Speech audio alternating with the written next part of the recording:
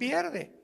Porque los que creen que se pierde la salvación tienen solamente 5 pasajes en todo el Nuevo Testamento que parece, leyéndolos, parece que se pierde la salvación, contra más de 175 pasajes que nos enseñan que es imposible perder la salvación. Entonces, cuando tienes en la Biblia una balanza y tienes 2 perspectivas o 2 doctrinas, es importante buscar cuál tiene más peso teológico y entender por qué las personas que creen eso, lo creen para que tú les puedas mostrar con los versículos que ellos usan para demostrar que esto es así, contradecirles a través del contexto dentro del cual el texto está escrito. Porque sacar un texto de contexto es hacer un pretexto. Entonces, las sectas se caracterizan por eso. Tú platicas con un testigo de Jehová y un testigo de Jehová te va a decir que Cristo no es Dios, que el infierno no existe. Y le preguntas, ¿por qué niegas que Cristo no es Dios? Y te contestan, es que Él dijo que nadie sabe estas cosas más que el Padre. Entonces, ¿cómo puede Cristo ser Dios si dijo que Él no sabía ni siquiera el día ni la hora? Sin entender que cuando Cristo bajó al mundo, Filipenses capítulo 2, Él se hizo igual que nosotros, se puso debajo del Padre temporalmente para que Él no hiciera nada más que lo que el Padre le dijera y dejarnos el ejemplo de la sumisión a la autoridad. Pero Jesucristo era 100% Dios y era 100% humano. Tú platicas con un mormón y el mormón te va a decir que ¿por qué no podemos tener 4 mujeres, 5 mujeres? Si David tuvo casi 7, 8, Salomón tuvo casi 1000. ¿Y por qué yo no? Dice don Pancho Pistolas. Y tú puedes contestarle claramente, ¿verdad? La dispensación o la administración bajo la cual vivieron. ¿Por qué Cristo, Dios? Porque Dios tiene 2 clases para poder juzgar. Una, la voluntad de Dios, apúntalo, es permisiva y directiva. Entonces, el hecho que Dios permita algo no significa que sea la voluntad de Dios.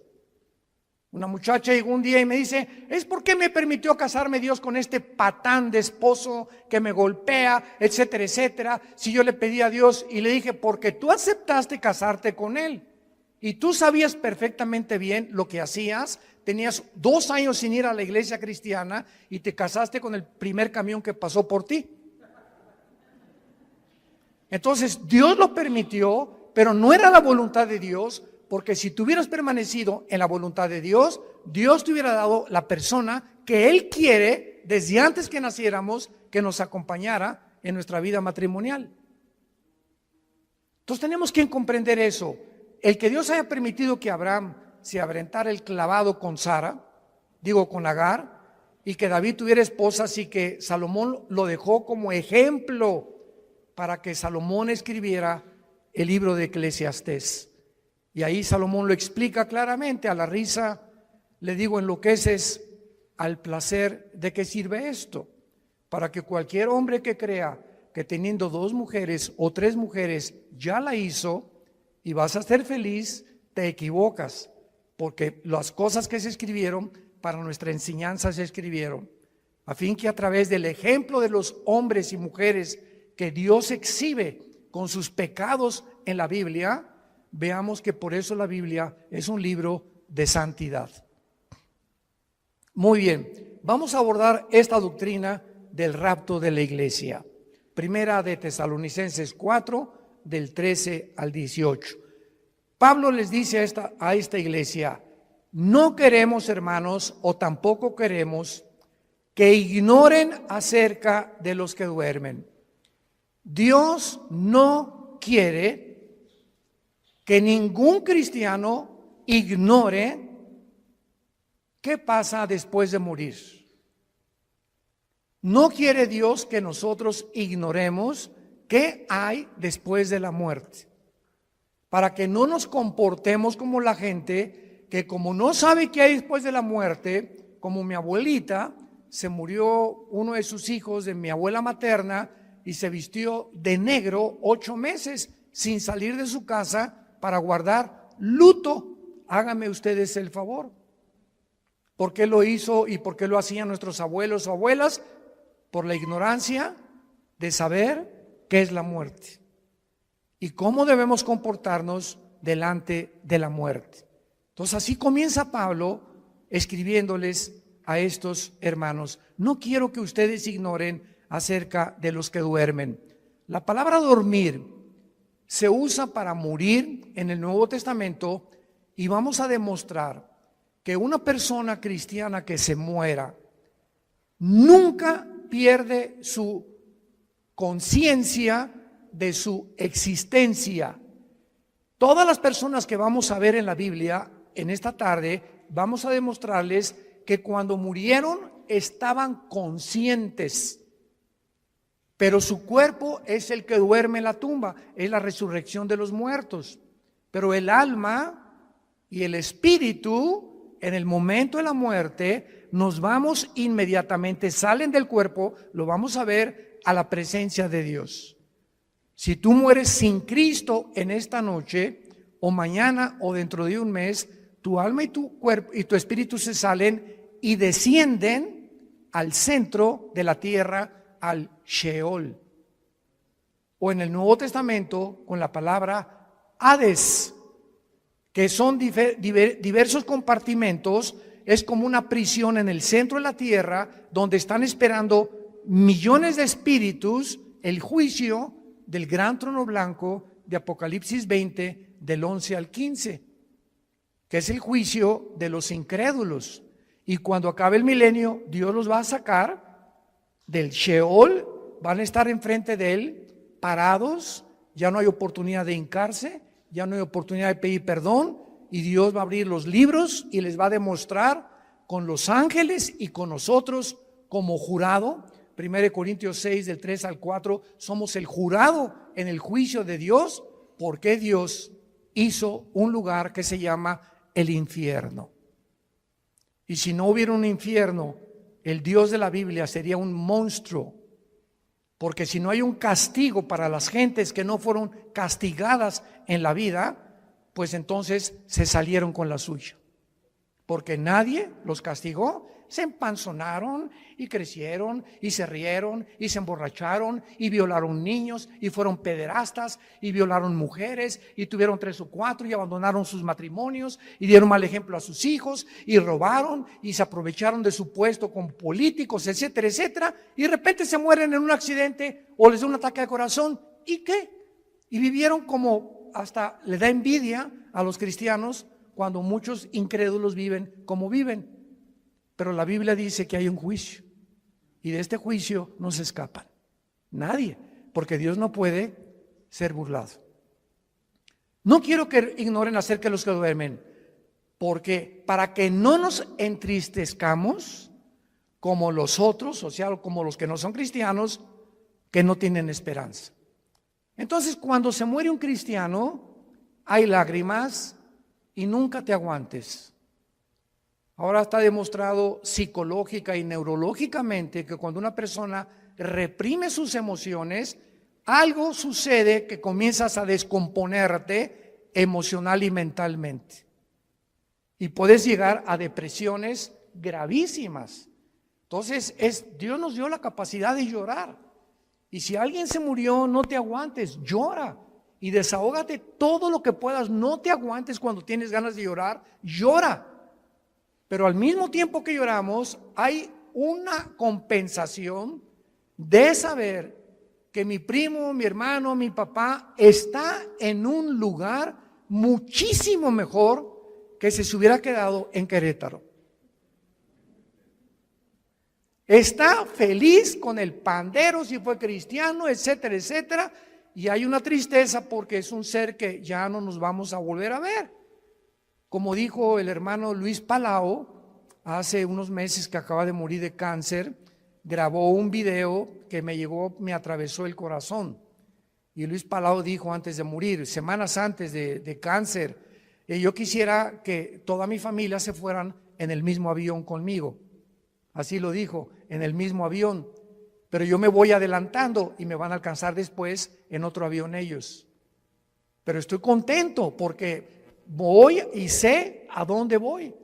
Porque sé que me está esperando Jesucristo.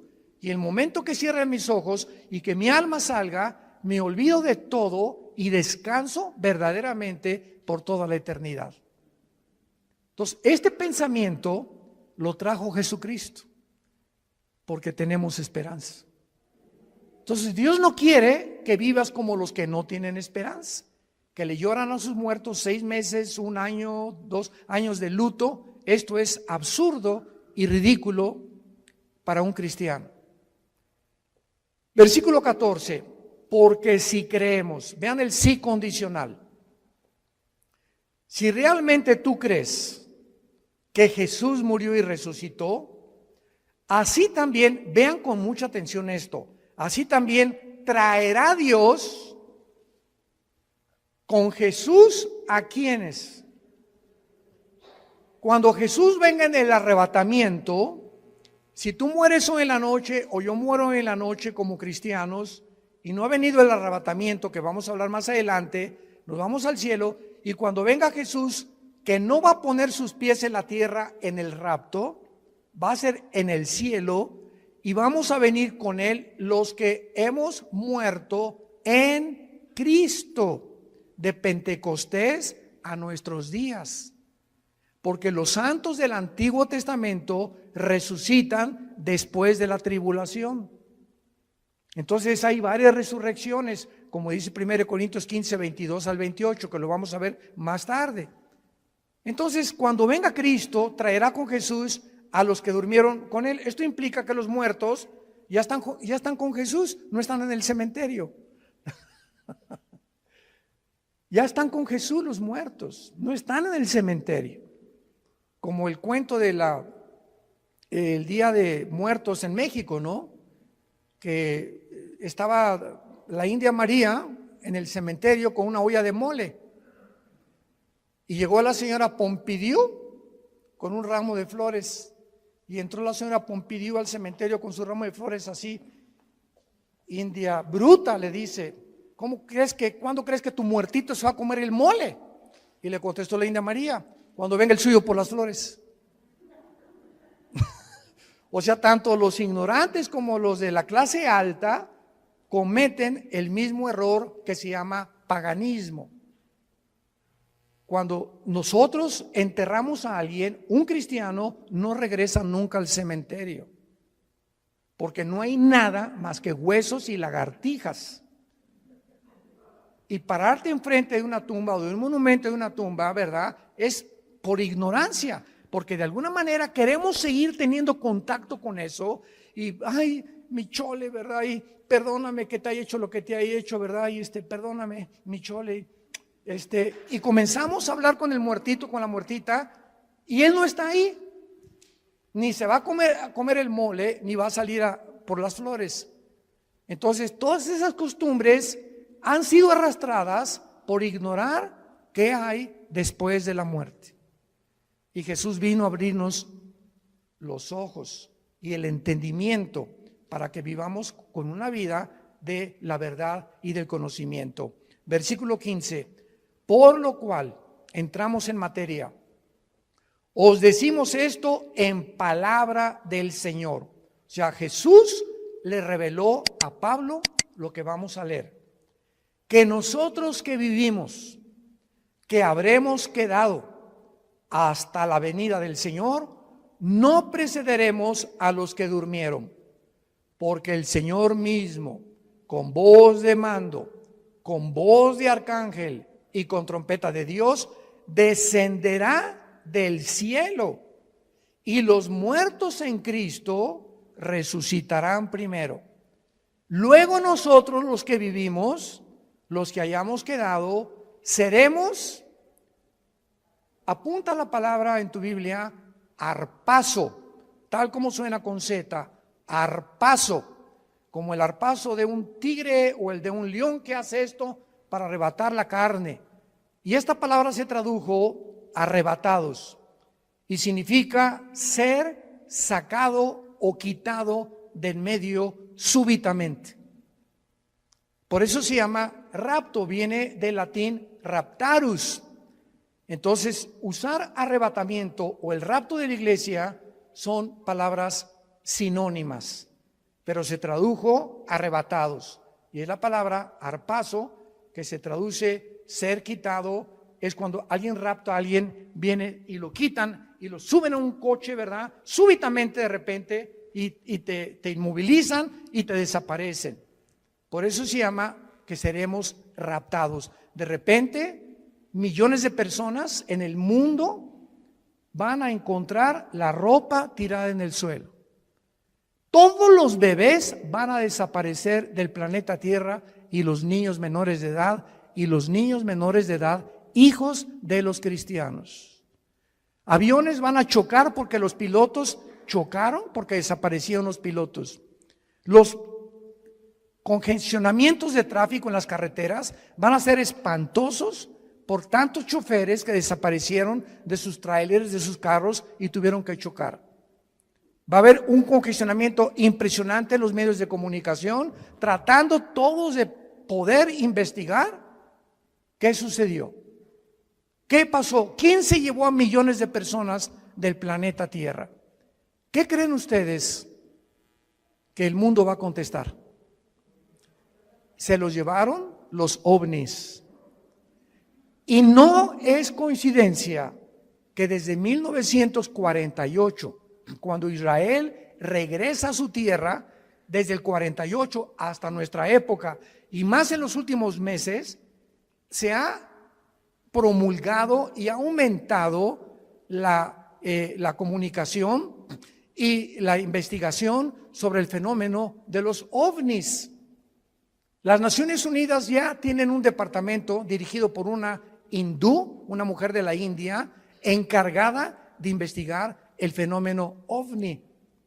Al expresidente Trump le dijeron los senadores que por favor explicara el problema de Roswell, que en Nuevo México parece que cayó un ovni en el estado, en Estados Unidos, y que había un habitante dentro de él que lo sacó la CIA y el Pentágono en Estados Unidos, y descubrieron que pues era completamente falso. Entonces, ¿por qué están apareciendo tantos platillos voladores en el cielo? Yo quiero darles ahorita la respuesta. Una vez me preguntaron, ¿por qué ustedes los cristianos no creen en los ovnis? Y yo les contesté, ¿quién dice que no creemos? Claro que hay muchos videos falsificados y relatos de personas que fueron raptadas por ovnis o que también hicieron experimentos genéticos con ellos, pero hay hechos que son reales. Y yo estuve traduciendo, ¿te acuerdas, Alan? De Jim Arwin. Jim Arwin fue el piloto de la nave Apolo 15, que fue el primer vehículo que caminó en la luna. Y Jim Arwin vino a México y me llamaron a mí, ya hablaba yo inglés en aquel tiempo, para que fuera su traductor. Fuimos como 6 o 7 universidades, ¿te acuerdas? Y Jim Arwin estuvo platicándonos con nosotros que él vio, porque allá cuando regresaba de la luna, él se convirtió a Cristo. Y en la escuela donde iba Alan tenía a un hijo que ellos adoptaron, ¿te acuerdas? Era un taiwanés o de Filipinas, que era la misma escuela donde iba Alan y nuestra hija Kim, que ya murió de cáncer. Pero Jim Arwin me dijo, mira Armando, yo vi una cosa que pasó enfrente de la nave cuando íbamos entrando ya a la atmósfera, que era una velocidad Mach 3, o sea, imposible que ninguna nación haya fabricado tal artefacto que pueda trascender la velocidad del sonido. Y le dije, ¿qué era? Dice, nada más vi algo como plateado que pasó enfrente de mí. Entonces, hay astronautas y hay pilotos de integridad que dicen que se han enfrentado con este fenómeno de los ovnis. ¿Y cuál es la respuesta? La respuesta es que es real. Nada más que los cristianos no les llamamos ovnis, les llamamos ovis. objetos voladores identificados. Porque no negamos que existen, pero sabemos quién está detrás de ese fenómeno. Son materializaciones de la energía satánica.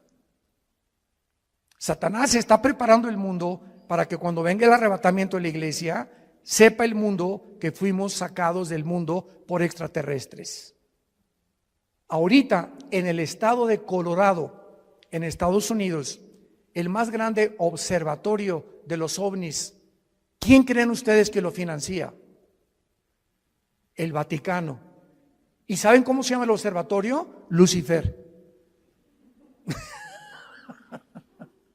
Lucifer, el más grande observatorio que está tratando de encontrar, porque dijo el Papa Francisco que si llegaban los ovnis, él los iba a evangelizar. Bueno, no nos vamos a perder con eso, ¿verdad? Pero vamos a explicar esto claramente.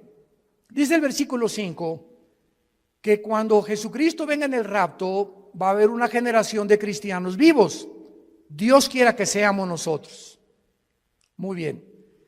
Y dice el versículo 16 que cuando Él venga, viene con voz de mando que solamente lo vamos a oír nosotros. Viene con el arcángel Miguel, que es el comandante en jefe de la nación de Israel. Y también dice la Biblia que vendrá con una trompeta. Y esta trompeta no es la última trompeta del capítulo 14 Apocalipsis, porque las trompetas del Apocalipsis son de juicio. Y la trompeta que se va a usar aquí es para llamarnos a nosotros. Vamos a oír como un shofar. Porque en el libro de los Números, en el Antiguo Testamento, cuando acampaban, usaban 2 trompetas. Entonces en el desierto eran 2 millones de personas. ¿Y cómo podía Moisés decirles, mándeles un Twitter a los que se encuentran como a 1 kilómetro acampados, porque necesito tener una reunión mañana en Zoom con ellos? Entonces agarraban una trompeta y tenía un sonido continuo, y cuando la gente lo oía, se acercaban alrededor del campamento y de la tienda de Moisés y de Josué para saber que él tenía instrucciones, y había otro toque de trompeta que era que era repetido, que significaba empaquen porque nos vamos, estamos cercanos por el enemigo. Entonces uno era para reunir al pueblo y el otro para huir, porque tenían que cambiarse de lugar porque sentían que venían enemigos contra ellos. Y el toque de trompeta que vamos a oír es para reunirnos con Jesús. No puede ser la trompeta del Apocalipsis. Esto es muy importante para poder saber, porque he oído que han dicho que es la última trompeta del Apocalipsis, y esas son trompetas de juicio. Entonces dice la Biblia, Cristo descenderá del cielo, versículo 16. Y noten ustedes que los primeros en encontrarse en el aire con Cristo serán los muertos, pero vean ustedes, en Cristo. O sea, desde Pentecostés hasta nuestros días se formó la iglesia. La iglesia no existía en el Antiguo Testamento, no existía en los evangelios. Fue cuando en Pentecostés, bajo el Espíritu Santo, que se formó el cuerpo de Cristo. Y ahora la iglesia somos seres humanos que estamos en Cristo, injertados en Él. Dice Efesios 5, somos parte de sus huesos y de su carne de Cristo, es el cuerpo místico de Cristo. Entonces en el rapto, si nosotros estamos vivos y viene ahorita a las 7:30 de la noche y oímos, vamos a oír, ¿verdad? Nada más nosotros, un sonido, y de repente en un abrir y cerrar de ojos, estamos en el cielo con Él, ya Él viene con todos tus parientes que murieron antes que nosotros en Él. Los santos del Antiguo Testamento resucitan después de la tribulación. Y este orden, porque dice en 1 Corintios 15, 22 al 28, que hay un orden establecido por Dios para la resurrección de los muertos. Primero Cristo, las primicias, después los que son en Él. O sea, la iglesia que somos nosotros. Y dice la Biblia, luego nosotros los que vivimos, los que quedemos, seremos arrebatados juntamente con ellos en el aire. El rapto es en el aire, Jesús no baja. La segunda venida baja y planta sus pies en el monte de los olivos. Zacarías capítulo 14, del 12 en adelante. Cristo pone sus pies en el monte de los olivos donde fue crucificado. Y dice Zacarías 14, se va a hacer un valle de sur a norte y de oriente a occidente. Se va a hacer una cruz en el suelo. Va a ser como una hendidura que se va a hundir la tierra formando una cruz cuando Cristo venga y viene con nosotros, Apocalipsis 19, a establecer su reino. Son dos eventos completamente diferentes. Veamos el otro pasaje en 1 Corintios, capítulo 15, versículos 51 al 53. Pablo comienza diciendo, les digo un misterio. El rapto de la iglesia, síganme con mucho cuidado, era desconocido por los judíos. Ningún profeta del Antiguo Testamento habló del rapto de la iglesia, que habría un grupo de personas que no íbamos a morir. Era desconocido bajo el Antiguo Testamento. En los evangelios no se encuentra, en Mateo, Marcos, Lucas y Juan, no se encuentra el rapto. Más que cuando Jesús dice en Juan 14, voy a preparar una morada para ustedes y vendré y os tomaré a mí mismo. De una forma indirecta, la palabra os tomaré a mí mismo, que es en el griego paralambano, apúntalo, paralambano significa ser sacado y unido a Cristo. Y al apóstol Pablo, no a Juan, no a Pedro, no a Santiago, no a Mateo, no a Lucas, a nadie el Espíritu Santo le reveló este misterio. Entonces estaba escondido, era un secreto que Dios tenía guardado para nosotros, los que pertenecemos a la iglesia. Y se lo revela al apóstol Pablo. Les voy a decir un misterio, dice Pablo. ¿Cuál es este misterio? Que no todos vamos a morir, pero todos vamos a ser transformados. Cuando venga el arrebatamiento estamos vivos en milésimas en un parpadeo de ojos. Mi cuerpo, tu cuerpo es transformado a la semejanza del cuerpo con el cual Cristo resucitó. Porque si me preguntan, ¿cómo va a ser nuestro cuerpo? ¿Me voy a parecer a John Travolta? ¿Me parecería a Madonna cuando resucite? Y tenemos curiosidad de cómo va a ser nuestro cuerpo, ¿verdad? Lo vamos a ver ahorita con mucho detalle, porque la Biblia nos dice cómo va a ser nuestro cuerpo. Entonces, este misterio es que habría una generación de cristianos que no vamos a saber lo que es morir. No vamos a atravesar el túnel que atraviesan, como decía David le llamó el camino de todos los hombres. Pablo le dice abandonar este cuerpo. Entonces, este misterio fue revelado al apóstol Pablo y dice el versículo 52 explicándonos cómo va a suceder. En un momento, en un abrir y cerrar de ojos, a la final trompeta, porque se tocará la trompeta y los muertos serán resucitados incorruptible y nosotros transformados, porque es necesario que esto corruptible se vista de incorrupción y esto mortal se vista de inmortalidad. Muy bien, ahora vamos a demostrar a continuación claramente en la Biblia que lo que enseñan los testigos de Jehová y los mormones es una grande equivocación, que los muertos están dormidos y que no hay conciencia después de la muerte hasta la resurrección. Vayamos primero a Génesis capítulo 35 en el Antiguo Testamento. Esto es maravilloso. La Biblia es preciosa. No hay nada perverso en ella. Todas ellas, las palabras de Dios, son rectas al que entiende y razonables a los que han alcanzado la sabiduría. Dice Proverbios 8 del 4 al 8. Vean ustedes Génesis 35 versículo 18. Pon una lupa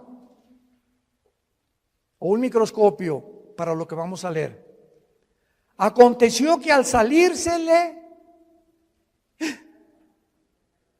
apúntalo, Nepesh. Nepesh con SH al final. Es la palabra hebrea para alma. Al salírsele el Nepesh o el alma murió. Desgraciadamente hay una traducción de la Biblia que se llama la Nueva Versión Internacional. Yo no se la recomiendo a nadie. Y si tú lees este versículo en esta versión de la Biblia, dice, aconteció que suspiró. ¿Y qué es un suspiro?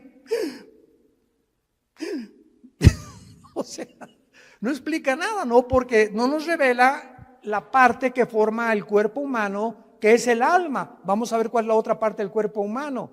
Y cuando dice la Biblia, Nepesh, si lo quieres apuntar, el alma es el centro de la mente, las emociones, la voluntad y los sentimientos. Eso es el alma. Y que en otras partes del Antiguo Testamento se traduce como el corazón. Del corazón salen las malas palabras, del corazón sale esto, del corazón aquello, perverso y engañoso el corazón, Jeremías 17:9, y cuando dice perverso y engañoso el corazón, perverso y engañosos son nuestros sentimientos, perversos y engañosos son nuestras emociones, perverso y engañoso es nuestra voluntad y nuestro intelecto. Nacimos torcidos. Qué peligroso es que confiemos en nuestros sentimientos y en nuestras emociones cuando no están bajo el control del Espíritu Santo. Ay, hermano, me voy a casar. Sí, qué bueno que te vas a casar, Conchita. Es que está re guapo, se parece a Rambo. ¿Y te vas a casar por el físico? No, voy a casar porque que te linda y está muy bonita. Y te vas a casar por el físico, o realmente ya tienes un tiempo conociendo el corazón de esa persona, su carácter, cómo reacciona a diferentes cosas, caminar con Cristo, porque el matrimonio es para dos discípulos. El matrimonio es para dos discípulos de Jesús. Porque si te casas y eres cristiano con una que no es cristiana o con uno que no es cristiano, ¿qué va a pasar? Es como atar en el arado, en el campo, a un buey con un burro. Entonces el buey jala para acá y el burro jala para allá. Para arar el arado se necesitan dos bueyes. No estoy diciendo que seas buey. Y son palabras bíblicas, ¿eh? Entonces, por eso están unidos para arar con un yugo los dos, y el yugo del matrimonio es Cristo. Entonces, si los dos no están y Cristo no está en medio, cordón de tres dobleces es difícil de romperse, dice Eclesiastés capítulo 4. Por eso es tan importante entender que el matrimonio es para discípulos. Aconteció que al salírsele el alma, murió. Al morir, ¿qué se sale de nosotros? Se sale el alma. Ahora el versículo 29 del mismo capítulo. Y exhaló Isaac el Roach. Así como suena, se pronuncia la CH en hebreo como J, Ruach. Se le salió y se traduce espíritu. Y el espíritu es la parte inmaterial a través de la cual conocemos, adoramos y servimos a Dios. Adoramos en espíritu, servimos en espíritu y seguimos en espíritu al Creador. Y hasta que el espíritu entra a nuestra vida y renace y resucita el espíritu muerto con el cual nacemos, no podemos servir a Dios. Y hay cristianos que sirven a Dios sin el espíritu. ¿Sabían eso? Sirven a Dios en la carne. Predican, enseñan, hacen, pero la motivación por lo cual hacen todo lo que hacen no es para Él. Es o para ser vistos, o para ser recompensados, o por muchas otras intenciones. Y lo encuentran en Apocalipsis 2, del 1 al 4, con la iglesia de Éfeso. ¿Se acuerdan de esta iglesia? Que le dice Cristo: yo conozco tus obras, has tenido paciencia, has probado los que son apóstoles y son mentirosos, has tenido esto y el otro, y en ese momento, Señor, gracias. Hasta que me reconoces, Señor. Con cualquiera de estas cosas que Cristo está alabando, se sentiría uno orgulloso, ¿verdad? Pero dice Cristo, pero, hay un pero, ¿cuál es, Señor, el pero?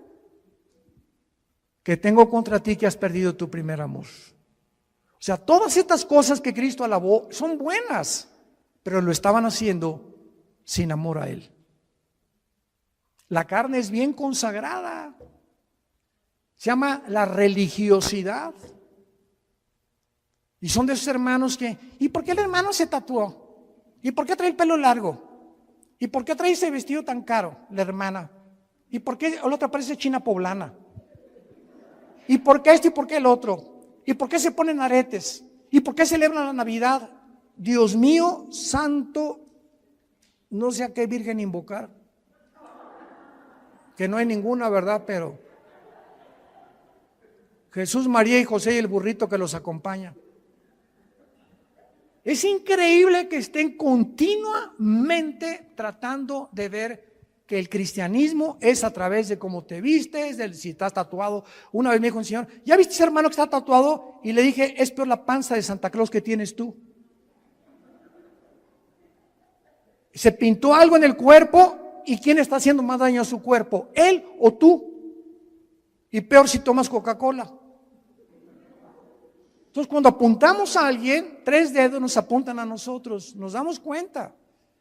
Tengamos cuidado a quién juzgamos y a quién le señalamos el dedo, porque estamos buscando siempre que creemos que somos mejores que otros por la forma como nos comportamos, y a Dios se le adora en espíritu y en verdad. Es que en la Navidad es paganismo y ¿sabe? Cállese. Mi esposa le pone el árbol de Navidad más lindo que hay con esferas y estamos en Navidad. Jingle bells, noche de paz, contentos, alegres. Pero hoy, hermanos, no pusieron árbol, no pusieron nada y con sujeta.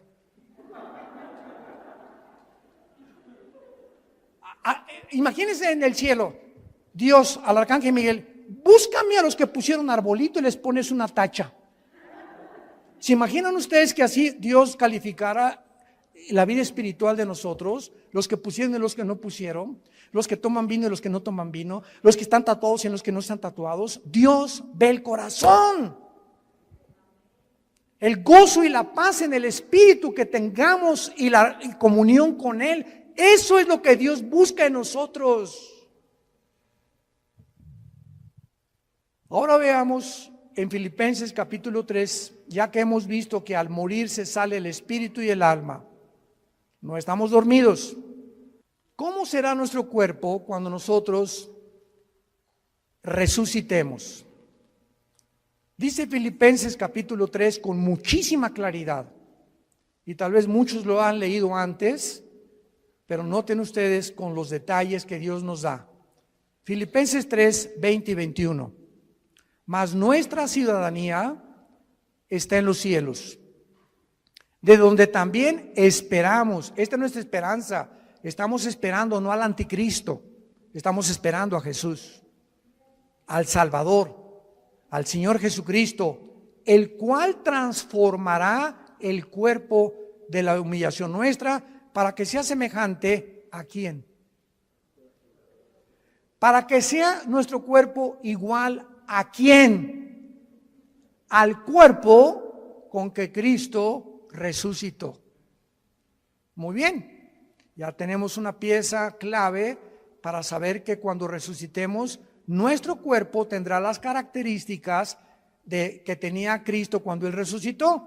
Muy bien, ¿cuáles características tenía Cristo cuando Él resucitó? Número 1, Cuando Jesús estaba abriendo sus brazos en la cruz, los romanos tenían la orden, y era de pena de muerte, de asegurarse que el crucificado, antes de que lo bajaran, estuviera muerto. Y como muchas veces se desmayaban por el dolor, lo podían bajar creyendo que estaba muerto. No hay las pruebas clínicas que hay en el siglo XXI para mostrar que una persona está muerta. Entonces lo que hacían los romanos era romperles los meniscos con un mazo grandísimo en las rodillas, los meniscos de las rodillas. Entonces el crucificado tendría que caer y asfixiarse, y si no estaba muerto, moría por asfixia. Y entonces así se aseguraban de que la persona estaba muerta. Pero estaba escrito en Deuteronomio que a Jesús no lo romperían los huesos. Y cuando se acercó un soldado a Cristo para romperle los huesos, un centurión romano le haber dicho al soldado: detente, yo voy a hacerlo de otra manera. Agarró una lanza y lo atravesó de la izquierda a la derecha, todo el diafragma y el corazón de lado a lado, para asegurarse que estaba muerto. Y el apóstol Juan en el Evangelio escribe esto: vi salir, porque él estaba en la cruz con María su madre y con María Magdalena, son los únicos que estaban en la cruz, y otra mujer. Vi salir una gota de agua mezclada con sangre. Esto lo escribió Juan hace 2000 años. Y la cardiología moderna, un cardiólogo te da testimonio y te da evidencia que cuando se mezcla el agua con la sangre, implica la rotura del pericardio. ¿Qué es el pericardio? Es una capa que envuelve el corazón, y cuando se rompe produce un derramamiento de agua mezclada con sangre, lo que implica que cuando Jesús fue atravesado con la lanza, ya estaba muerto. Y ahora quiero hacerles una pregunta a todos ustedes, que me encanta hacérselas, sobre todo a los teólogos, aquí a los calvinistas y a los arminianos, y yo que aquí, que se me diga, a ver. ¿De qué murió Cristo?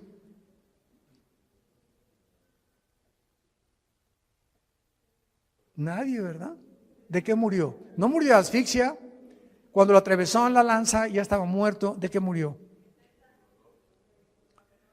El Salmo 22, ya lo contestaron. Ya ha visto uno de mis videos. En el Salmo 22, 1000 años antes de que Cristo fuera crucificado, antes de que ni siquiera se practicara la crucifixión. Increíble. David escribe: Dios mío, ¿por qué me has desamparado? Comienza David a escribir 1000 años antes lo que Jesús pronunció en la cruz, y lo que Jesús desde la cruz, como si David se hubiera adelantado al futuro, se hubiera metido en la cruz de Cristo y él estuviera viendo lo que Cristo vio desde la cruz. Esto es impresionante. Y más adelante David escribe: horadaron mis manos y mis pies, y mi corazón fue como la cera. Cristo murió en el momento que tus pecados y mis pecados fueron puestos sobre su cuerpo, rompieron su corazón. Murió de dolor moral. No soportó llevar en la cruz nuestros pecados, y fueron nuestros pecados los que produjeron su muerte. Y 700 años antes de que él muriera, el profeta Isaías, capítulo 53, escribió: despreciado y desechado entre los hombres, varón de dolores, escondimos de él el rostro, fue menospreciado, no le estimamos, molido fue por nuestros pecados y completamente deshecho por todo lo que nosotros hicimos. Qué increíble que Isaías haya escrito eso, que fue el pecado lo que mató a Jesucristo, y que el Padre haya permitido que su Hijo fuera crucificado, maltratado, despedazado, Cristo en la cruz, dice Isaías 52, los últimos dos versículos antes de entrar al 53, que no había parecer en él. Cristo en la cruz era un guiñapo humano. Nadie reconocía, estaba deformado de los golpes, de los latigazos, de la sangre que le corría por su rostro. No tenía los tejidos subcutáneos, los tenía completamente abiertos, del látigo de 9 colas que tenían puntas de hueso con acero, y los romanos lo envolvían, y el látigo le daba 4 veces, y cuando jalaban el látigo desgarraba todos los tejidos subcutáneos del pecho y de la espalda. Cuando él estaba en la cruz era un guiñapo humano. Cristo en la cruz era un monstruo. ¿Por qué? Porque eso es lo que hace el pecado, nos hace monstruos. El pecado nos deforma. El pecado hace y tuerce lo que es la imagen de Dios en nosotros. Y el cristiano tiene que proyectar la santidad. El cristiano tiene que proyectar el gozo, la paz del Señor. Y tú lo puedes ver en amigos tuyos o en personas que no son cristianas. Ve la mirada que tienen. Será. La lámpara de nuestro cuerpo son los ojos. Pero Cristo muere de esa manera para que Dios nos recordara el tiempo en que nosotros tenemos que estar conscientes de lo que el pecado nos hace en nuestra vida. Y vayamos en penúltimo lugar, Apocalipsis capítulo 6.